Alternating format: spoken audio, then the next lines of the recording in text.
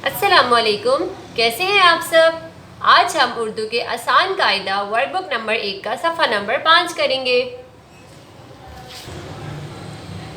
Worksheet number 3 सफ़ा number 5।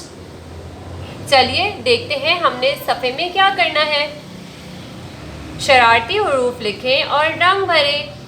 प्यारे बच्चों, क्या आपको याद है कि हमने शरारती हुरूफ की पढ़ाई की थी?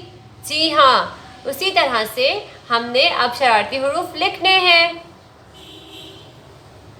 चलिए मैं आपको एक दफ़ा बताती हूँ कि शरारती हुरूफ कौन कौन से होते हैं।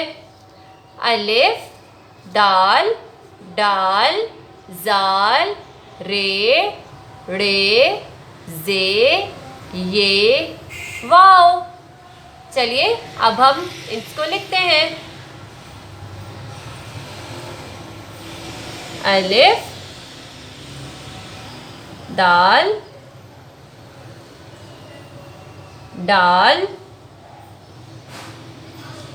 जाल, रे, रे, जे, ये, वाव। आपने इसकी लिखाई करने के बाद इसमें पेंसिल फेरनी है इस तरह से।